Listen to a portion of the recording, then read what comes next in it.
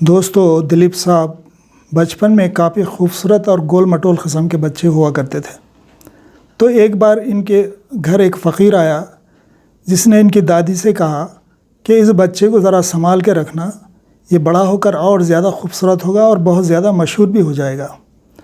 तो इनकी दादी ने इस बात को जहन में रखकर दिलीप कुमार साहब जब भी बाहर घर के निकलते थे तो इनके माथे पर एक लंबा सा काला टीका लगाते थे, जिसकी वजह से स्कूल में इनके साथ पढ़ने वाले बच्चे सब इनका मजाक उड़ाते थे और दिलीप कुमार शर्मिंदा होकर वापस आते थे। इसके अलावा दिलीप साहब जब बम्बई शिफ्ट हुए, जब कॉलेज जाते थे, उन दिनों ट्राम का ज़माना था। तो ट्राम की रफ्तार जिन्होंने देखी है ट्राम को, तो मालूम है आराम से आदमी पैदल चल सकता था उसके साथ। तो दिलीप साहब भी जब कॉलेज जाते थे, जाते जाते ट्राम से नीचे उतरते थे, भागते थे, फिर चढ़ते थे, फिर भागते थे, हवा खाते थे। ये सब इनको बहुत अच्छा लगता था और ये सब बातें उन्होंने अपनी फिल्मोग्राफी में बताया। दोस्तों, दिलीप साहब अपने घर से भागकर पूना चले गए थे बग़ैर किसी को बताए। वहाँ एक पारसी बेकरी में चले गए और उससे काम के बारे में पता किया और जब उन्होंने इससे इंग्लिश में बात की तो वो काफ़ी मुतासिर हुआ। उसने अपने एक दोस्त जो कि पेशावर का ही रहने वाला था, उनके पास दिलीप साहब को भेज दिया। तो वो जो पेशावर का रहने वाला पठान था, उसने दिलीप कुमार को फौरी अपने साथ काम पे रख लिया और एक कमरा भी वहीं, और इस कंटोनमेंट के अहाते में जहाँ पे बड़े बड़े ऑफिसर वगैरह मेस में रहते थे, और उस मेस के अहाते में ही एक कमरा दे दिया गया। ये मेस दरअसल अंग्रेज़ ऑफिसरों के लिए हुआ करती थी, जहाँ पे ये लोग अपनी फैमिली के साथ रहा करते थे। तो एक दिन का वाक़या है, जब ये अपने कमरे में गए तो देखा इनकी बिस्तर पर एक अंग्रेज़ खूबसूरत सी लड़की लेटी हुई है। ये घबरा गए और जब उस लड़की को गौर से देखा तो इनको पता चल गया कि ये एक अंग्रेज़ ऑफिसर की बेटी है और जिनसी बेराहरवी में काफ़ी मशहूर थी। तो दिलीप साहब वैसे ही काफ़ी शर्मिले थे, वो भागकर वापस अपने मैनेजर के रूम में पहुँचे और उनको सारा माजरा बताया। मैनेजर उठकर आए, दोनों जब कमरे में पहुँचे तो लड़की जा चुकी थी। तो मैनेजर ने दिलीप कुमार को डांट कर कहा कि तुम मजाक कर रहे हो मेरे से। दिलीप साहब ने कसम खाकर कहा कि नहीं, ये गलत नहीं है, चलो इसको ढूंढते हैं। खैर दोनों ढूंढते ढूंढते जब स्विमिंग पूल पर पहुँचे तो वहाँ वो लड़की बहुत ही काबिल एतराज़ हालत में स्विमिंग पूल पर खड़ी हुई थी। खैर मैनेजर साहब ने कुछ औरतों को बुलाया जो वहाँ काम करती थी और एक चादर मंगाकर उस लड़की को लपेटकर उसके घर पहुँचा दिया। दिलीप साहब चूँकि घर से भाग कर आए थे और जब इन्होंने अच्छी खासी रकम यहाँ पूना में काम करते हुए जमा कर ली, वो तकरीबन 5,000 के करीब थी और उस वक़्त एक 5,000 रुपये बहुत बड़ी रकम होती थी। जब ये घर पहुँचे तो सारे लोग इनसे लपट गए और बहुत खुश हो गए इनकी वापसी पर। इन्होंने जब अपनी माँ से कहा कि मेरे पास 5,000 है, तो इनकी माँ एकदम से चौंकी और कहा, ये कहाँ से कमा के लाया तू? तो दिलीप कुमार ने कसम खाकर कहा कि ये मेरी हलाल की कमाई है। तब उन्होंने ये पैसे रख लिए और दिलीप कुमार नौकरी की तलाश में इधर उधर फिरते रहे बम्बई में।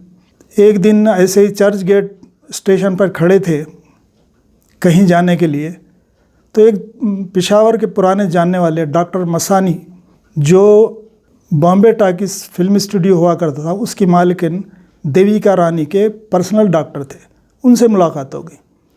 सलाम दुआ के बाद बातों बातों में उन्होंने पूछा, आजकल क्या कर रहे हो? तो दिलीप साहब ने कहा, नौकरी ढूंढ रहा हूँ, और क्या? तो उन्होंने कहा, चलो मेरे साथ चलो, मैं अभी बॉम्बे टाकीज जा रहा हूँ, मैं देविका रानी से तुम्हें मिलाऊंगा, हो सकता है वो तुम्हें कुछ काम दे दें। दिलीप कुमार ने सोचा चलो देखते हैं आजमा के।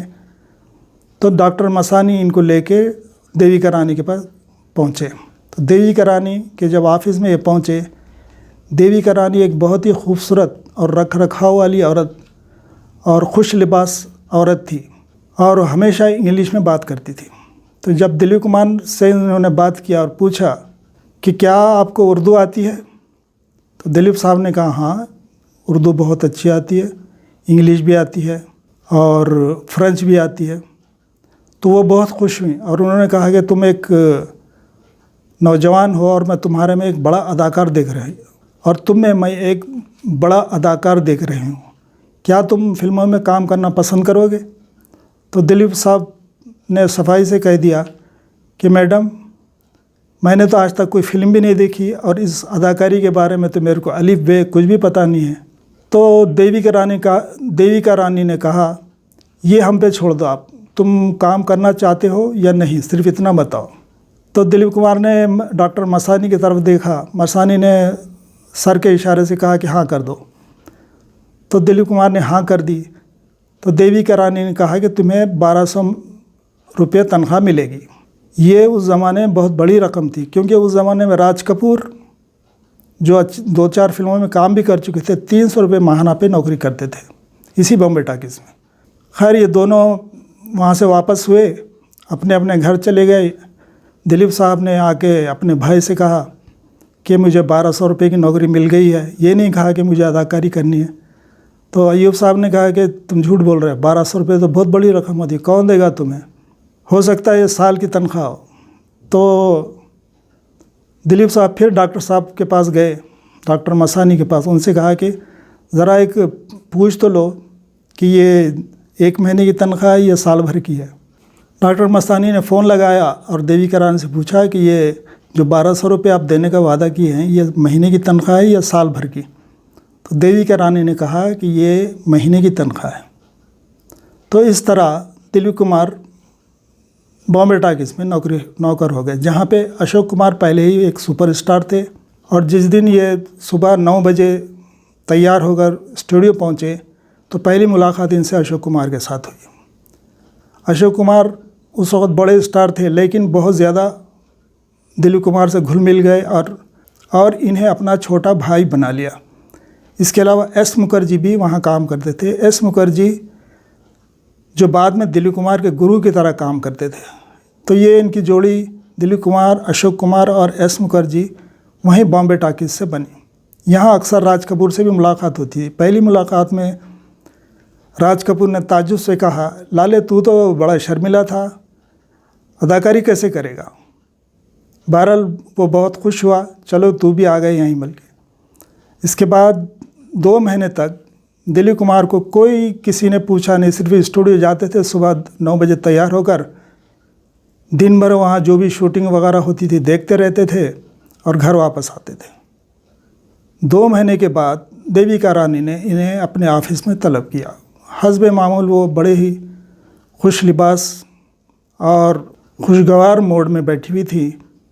उन्होंने दिलीप कुमार के लिए चाय मंगवाया और कहा, और इन्होंने एक डायरेक्टर से मिलवाया जिनका नाम था उमिया चक्रवर्ती, और कहा कि हम एक फ़िल्म तुम्हारे लिए लॉन्च करने वाले हैं जिसका नाम होगा ज्वार-भाटा, और अब हम इसके लिए तुम्हारा नाम तब्दील करना चाहते हैं। तो दिलीप कुमार तो हिचकिचाए कि नाम यूसुफ खान से दिलीप कुमार कैसे रखा जाएगा। तो अशोक कुमार के बारे में भी कहा गया कि अशोक कुमार का नाम भी ये असली नहीं है अशोक कुमार। उनका असली नाम, अशोक कुमार का असली नाम था कांजीलाल कुमुदलाल। बहरहाल दिलीप कुमार मान गए और उनका नाम उस दिन से दिलीप कुमार पड़ गया। ये देविका रानी ने उनका नाम रखा था। फिर ज्वार-भाटा की शूटिंग शुरू हुई, जिसके डायरेक्टर अमिया चक्रवर्ती। इन्होंने इसके बाद दाग फिल्म भी बनाई थी इन्हीं के डायरेक्शन में, और पहला फिल्म फेयर अवार्ड भी इसी फिल्म से दिलीप साहब को मिला था। 2 महीने दिलीप साहब स्टूडियो में घूमते घूमते, शूटिंग देखते देखते उनको अंदाज़ा हो गया था कि अदाकारी करना कोई बड़ी बात नहीं है। जिस तरह दूसरे काम सीखता है आदमी, इस तरह ये भी आसानी से सीखा जा सकता है। यही वजह है कि फ़िल्म ज्वार-भाटा के बाद दूसरी इनकी फिल्म मिलन, उसमें इन्होंने बहुत ही नेचुरल अदाकारी की थी। उस ज़माने में अशोक कुमार ने किस्मत फिल्म में भी बहुत ही नेचुरल और अच्छी अदाकारी की थी। उसके बाद दिलीप साहब का नाम हुआ नेचुरल अदाकारी में। भारत ज्वार-भाटा बनी, रिलीज़ हुई। इसने 20 लाख रुपए का कारोबार किया था। इन्हें ना घाटा ना फ़ायदा। और दिलीप साहब कहते हैं कि बॉम्बे टाकीज़ में गुजारे हुए वो लम्हात जो देविका रानी, अशोक कुमार, एस मुखर्जी, राज कपूर के साथ इनके गुज़रे हैं, वो मेरी ज़िंदगी के हसीन तरीन दिन हैं।